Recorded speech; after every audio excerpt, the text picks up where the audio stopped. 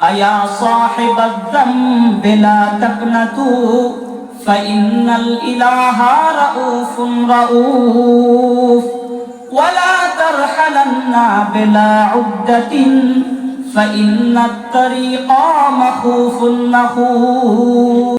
কবি বড় সুন্দর করে বড় মায়া করে পৃথিবীর মানুষদেরকে বোঝাইতে চায়, এ পৃথিবীর মানুষ, একদিন আপনাকে আমাকে আখিরাতের জীবনে যেতেই হবে, কিন্তু এই আখিরাতের জীবনে যাওয়ার আগে তোমাকে আমাকে একটা কবর নামক রাস্তার সামনে অতিক্রম হইতে হবে। কবি বড় সুন্দর করে বলেন, ওয়ালা তারহালান্না বিলা উদ্দাতিন ফাইন্নাত তারিকা মাখুফুন মাখুফ। কবি বলেন, এ পৃথিবীর মানুষ, ওয়ালা তারহালান্না বিলা উদ্দাতিন,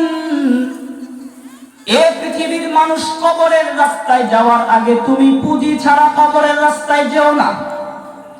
ফাইন্নাত তারিকা মাখুফুন মাখুফ, কেননা কবরের জগৎ সবচেয়ে বড় ভয়ঙ্কর, কবরের জগৎ সবচেয়ে বড় কঠিন।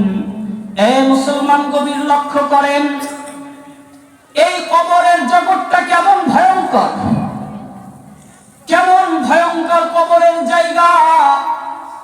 এই বিষয়টি আপনাদের হৃদয়ঙ্গম করাবার জন্য বন্ধুরা আমার একটা ওয়াকিয়া আপনাদের সামনে উপস্থাপনা করতে চাই।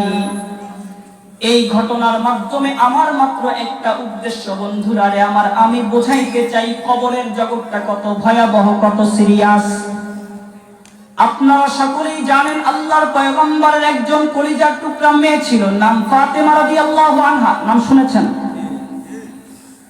হযরতে ফাতেমা রাদিয়াল্লাহু তাআলা আনহা বন্ধুরা আমার, যার ব্যাপারে আল্লাহর পয়গম্বর কি বলেছেন, যে হাদিসটা প্রতি জুমার বারে খতিব সাহেব আপনাদেরকে শোনাই, আল্লাহর পয়গম্বর হাদিসে মুবারাকায় বলেছেন, ফাতিমাতু সাইয়্যিদাতু নিসাই আহলিল জান্নাহ। আমার পয়গম্বর বলেন, আমার কলিজার টুকরা মেয়ে ফাতেমা রাদিয়াল্লাহু তাআলা আনহা হবেন জান্নাতি, শুধু জান্নাতি নয়, জান্নাতি নারীদের সরদারিনী।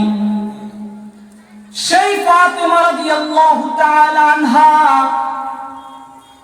যেই দিন দুনিয়া থেকে বিদায় নিয়ে নিলেন, হযরতে ফাতেমা রাদিয়াল্লাহু তাআলা আনহা বিদায়ের আগ মুহূর্তে স্বামীকে জানিয়ে দিয়েছিলেন, ওগো প্রাণপ্রিয় স্বামী আলী, আমার ইন্তেকালের পরে যেন আমার এই মৃত্যুর খবরটা যেন দুনিয়ার মানুষের কাছে ছড়িয়ে না পড়ে। এই কথা মতোই হযরতে আলী রাদিয়াল্লাহু তাআলা আনহু দুনিয়ার কাউকে জানাই নাই।